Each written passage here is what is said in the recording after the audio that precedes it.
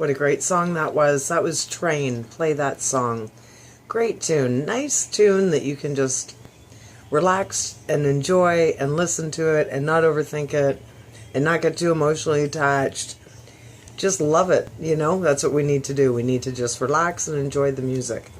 Music is such a wonderful tool to make our heart hum, right? Such a great way to let us tune into our inner child, you know? Unless, of course, you know, we were talking about, excuse me, limiting beliefs earlier. And is your limiting belief based around music? Maybe. You know, funny thing, short story. At my oldest brother's grade 12 graduation, or maybe grade 13 back then, I have no idea. Anyways, his high school graduation, we went there. We're all standing there. And so, let's see, he would have been, I would have been, so I was probably 12 or 13. And they have us all stand and sing "O Canada." And so I remember standing and singing, and my mom turning to me and making a crack about, or maybe a comment is more appropriate, about what a terrible singer I was. Talk about instilling a limited belief. So here I am now, 35 years later, and I still believe that. And now I'm not going to go question it. I'm not going to go on American Idol and prove her wrong, because I'm sure there was some truth to it. But it's funny how, you know, I've been with the same guy for 21 years. I do not, or I've just started to sing in front of him. And we're talking singing to the radio, and I still, by habit, lean over and turn it up just a little bit so he doesn't have to listen to me. So, isn't that funny? That little seed was planted in my head that I can't sing, and it stuck with me for all these years. So, what limiting belief is stuck with you? Is it something about what you can do? Is it something about your status? Is it something about your financial, you know, where you fit financially? Is it, do you think, you know, I thought for a long time I had a big black cloud that traveled over me everywhere I went, nothing but drama and negativity. And I realized that I had the power all along. You know, it's just like the Wizard of Oz. She had the power to go home all the whole time. I had the power for all those years to just blow that dark cloud off of me. And I did eventually. But I had some lessons to learn first. That's the thing. We're here to learn lessons, right? And we're also here for the good news. So much good stuff going on. So my first story is pretty cool. So we've been doing this. My 2-year anniversary for this show is going to be in January. That's super exciting. Oh, I wonder if Steve's going to buy me a gift. Maybe. Hey, you never know. What's the 2-year anniversary? I know the 1 year is paper. I don't know what the 2-year is, but I'm going to Google it and find out. So this is a follow-up story for us because I remember specifically sharing the original story with you, which is super cool. So, because of a mistaken text message, Jamal has a new holiday tradition and a new friendship that lasted way beyond the time it took 400,000 retweets to travel across the internet.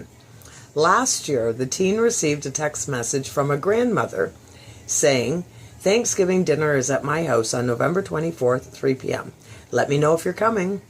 Jamal did come, even though the message was mistakenly sent by Wanda Hentz, who is trying to invite her own grandson, but gave a warm welcome to the young man, who asked if he could attend anyways.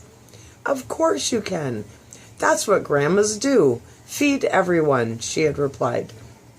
So this year, they continued what they determined would be a tradition in the Mesa, Arizona household. Jamal's shining presence at every November Thanksgiving feast going forward. How absolutely cool is that? You know, and you don't know what difference you're making in a stranger's life. Obviously, he was needing that grandma role or that family function or whatever. Ah, that's so cool. I love that stuff.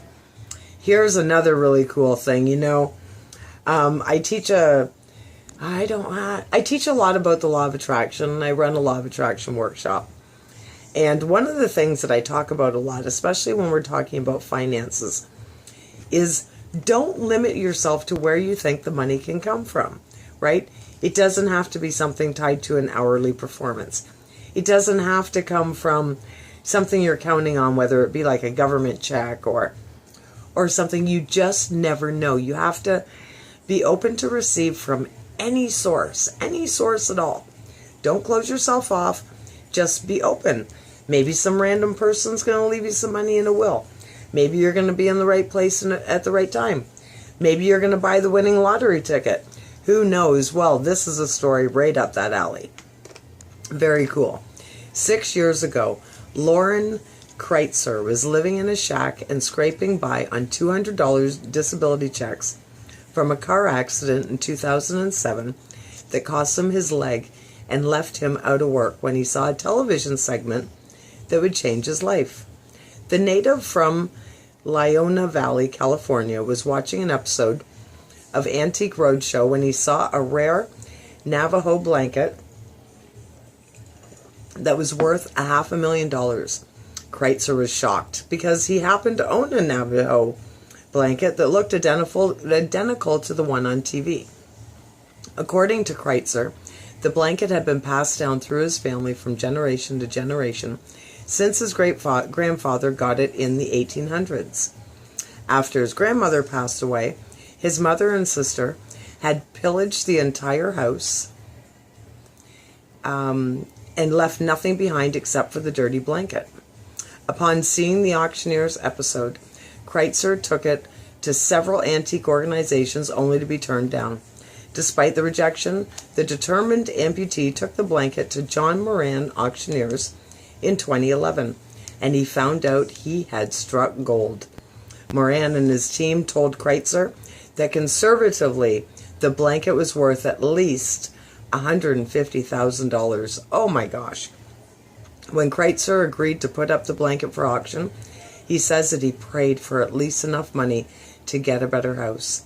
After a 77-second bidding war, wow, a ferocious bidding war pushed the blanket's closing price to $1.5 million, which remains today as the most expensive item that Moran Auctioneers ever sold.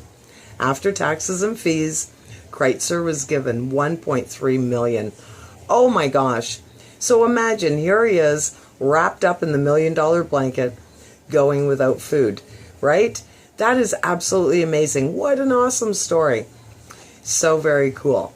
Next story, very good. Very good for the environment. You know, we know what's going on with the bees, and we know that we need them. We really need our bees. And so, you know, we need to put our own, cosmetic needs aside, you know, or the needs, like just the dandelions. I don't care what my neighbors think. I let all my dandelions go rogue. I let it all go this year. And, you know, it's for the wildlife. I have a guy that comes, nice kid, does my lawn and everything. And I'm like, no, leave the other stuff. I want to leave it for the bees. Very important. You know, I have children and grandchildren I need to leave this planet for. So, this is pretty cool. While commonly used pesticides have been known to hurt the bee populations, there may have been new development on the horizon that will simultaneously ensure the protection of honeybees and the crops that they pollinate. According to a new study that was published in the Proceedings of the National Academy of Sciences Journal, scientists found that honeybees were able to resist a certain type of pesticide called tolflavonoate. While the sodium channels of bumblebees are targeted and damaged by every other strand of pesticide, they were unaffected by this kind. This development has inspired hope for the future employment of a selective pesticide that will repel dangerous mites and pests, but leave the honeybees and other pollinating insects unharmed. So awesome. See, no matter what the problem is, there is a solution. If you're diligent and you don't give up and you just keep trying.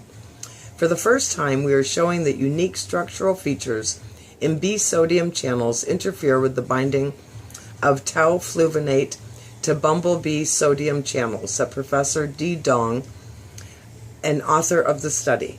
This opens the possibility of designing new chemicals that target sodium channels of pests but spare bees. Very good. While it may take some time before the pesticide is developed and utilized by farmers, celebrities and businesses are making strides to protect the precious insects in the interim. Cereal brand Honey Nut Cheerios was lauded for planting over 3,300 acres of honeybee habitat last year because it was time to give back to the tiny insects that had supported their product for oh so long. Additionally, the late Jerry Garcia of the Grateful Dead has been protecting the pollinators with his rock and roll legacy.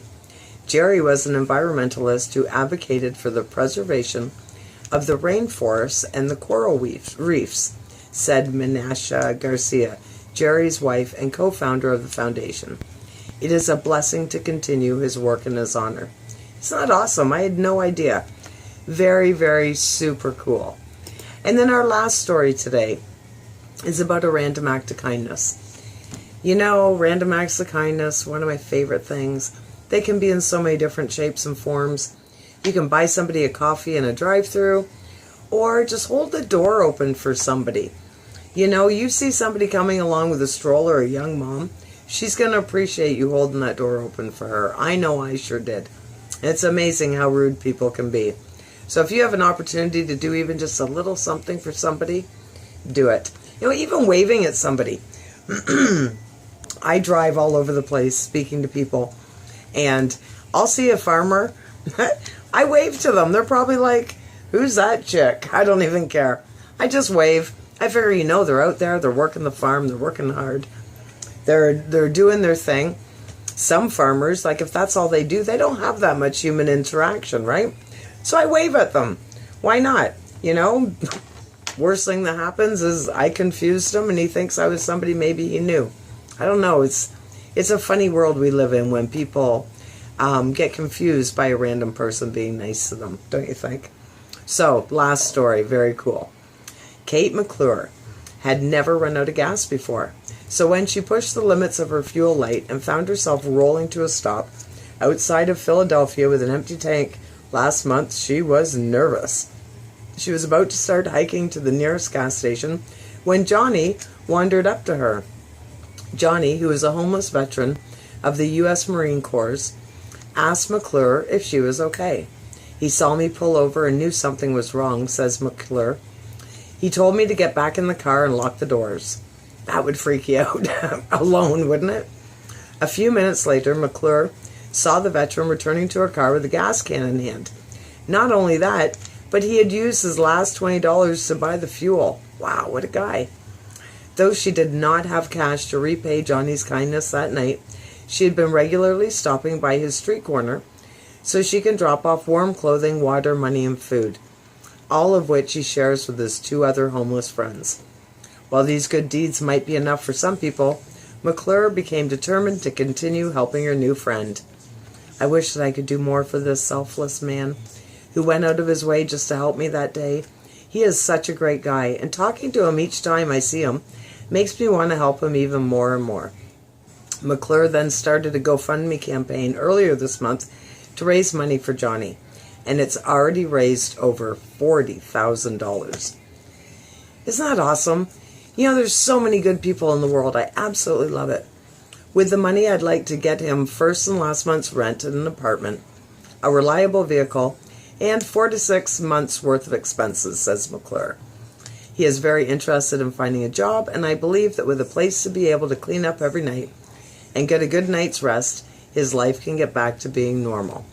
Well, I would say so, and that is a great start. So kudos to you, Katie. That's absolutely awesome. And the world is so full of great people. You know, you look at the bad stuff you hear on the news, if you still watch the news, which most people don't anymore, but if you do. It's such a small percent, considering there's 7 billion people on the planet. And I bet it's way less than 1% that are causing havoc. That simple math equation tells you there's a lot of good people in the world, right? Some will step out of the box for strangers, some won't. But you know what? We do what we can, right? So You know, when you see somebody, if there's something you can do that you can help. You know, there's a guy, I was behind a guy in, I was speaking in Chatham, and there was a guy I was behind in, I don't know, the Dollar Tree, the dollar store, whatever dollar store I was in. And he was short like 45 cents. And I actually let him in line in front of me because I had a ton of stuff, stocking stuffers and whatnot. And he only had a few things. So I said, oh, go ahead, go in front of me. And he says, okay. And he goes, well, first question is, do I even have enough money? And he pulls out all this change. Looked like an absolutely normal guy. Like, I don't think for a second he was homeless. He was just a guy that only had change. So then he ends up, I think it was 45 cents short. So I go, oh, no problem. I go in, I grabbed 45 cents. He says, thank you so much. He says, it's funny. He says, a week or two prior, he had run into somebody, that same scenario, but he was the person behind. He said, and he paid $2.50 or $3 or something, because that's what that person was short. And I was like, what a prime example and validation, once again, that karma comes back your way, right? That you do good and you get good. And you know, that's as sure as the fact that I'm sitting here in a chair right now, that I'm talking in a mic, that I'm on the radio, that's the way that it works. You put out good, you'll get back good. You know, you just got to stop the drama and the gossip and all that other stuff. Anything that brings you down, don't do it. Go with your emotions, go with your feelings, right? And I'm feeling like the good news is over.